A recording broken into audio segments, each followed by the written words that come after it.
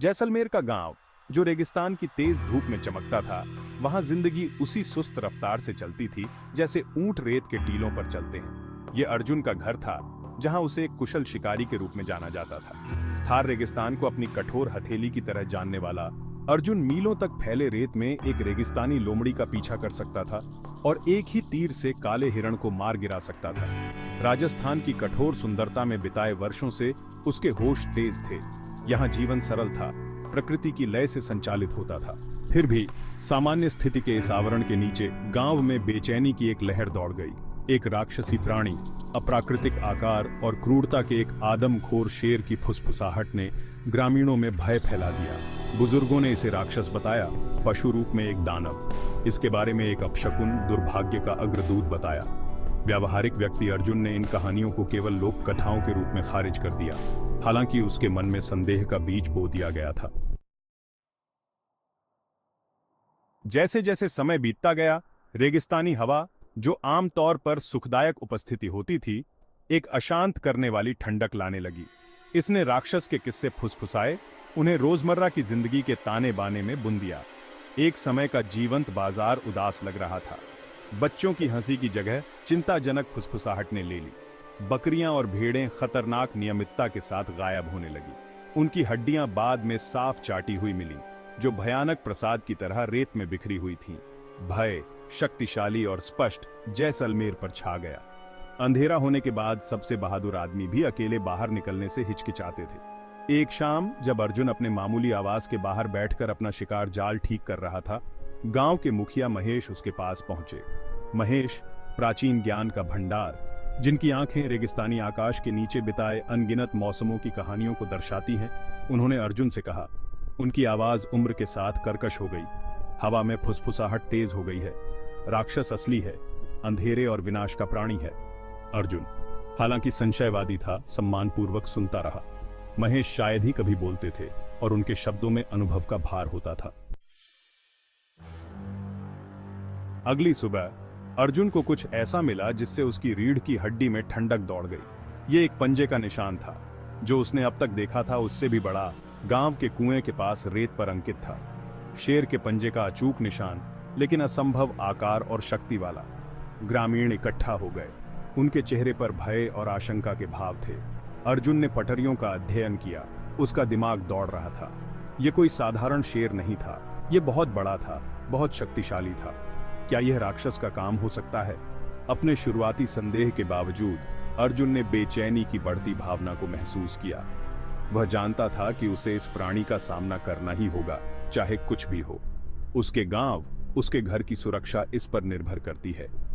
भारी मन से अर्जुन ने गांव के साधु से सलाह लेने का फैसला किया, जो जैसलमेर के बाहरी इलाके में प्राचीन खंडहरों के बीच रहने वाला एक वैरागी था।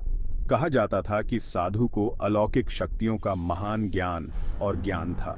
शायद वह इस भयानक प्राणी पर प्रकाश डाल सके और अर्जुन को इसे हराने का मार्गदर्शन कर सके। साधु के निवास स्थान की यात्रा खतरों से भरी थी। रेगिस्तान, जो कभी जाना पहचाना और सुकून देने वाला था, अब खतरनाक लग रहा था। हवा की हर सरसराहट एक फुसफुसाती धमकी थी। सूरज बेरहमी से चमक रहा था, अर्जुन के संकल्प की परीक्षा ले रहा था। अंत में वह उन ढहते हुए खंडहरों तक पहुंच गया जहां साधु रहते थे। बूढ़ा आदमी पैर फैलाकर बैठा था, उसकी आंखें बंद थीं, अर्जुन के आने से बेखबर।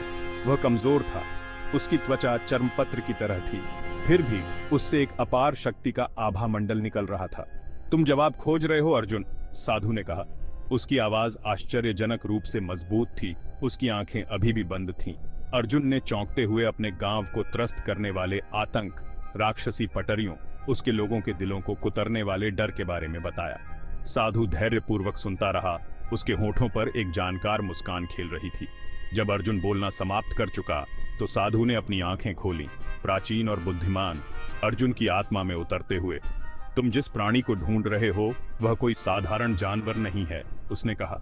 खंडहरों के सन्नाटे में उसकी आवाज गूंज रही है। यह एक राक्षस है, एक दानव जो भय और निराशा को खाता है। साधु की चेतावनी और भय से भरे दिल के साथ अर्जुन जैसलमेर लौट आया। उसने गांव के सबसे बहादुर आदमियों को इकट्ठा किया। उनके चेहरे गंभीर लेकिन दृढ़ थे। वे इस प्राणी, इस राक्षस का शिकार करेंगे और अपनी भूमि को इसके खतरे से मुक्त करेंगे। शिकार कई दिनों तक चला। क्षमा न करने वाले रेगिस्तान में एक हताश पीछा। पुरुषों ने राक्षस के पीछे छोड़े गए नरसंहार के निशान का पीछा किया। बिखरी हुई हड्डियां, आग के सुलगते अवशेष। हवा में तनाव व्याप्त था। सन्नाटा केवल उनके दिलों की धड़कन से टूट रहा था। अंत में पूर्णिमा की पूर्व संध्या पर उन्होंने जानवर को घेर लिया। यह ऐसा नजारा था जिससे उनकी रीढ़ की हड्डी में कंपकंपी दौड़ गई।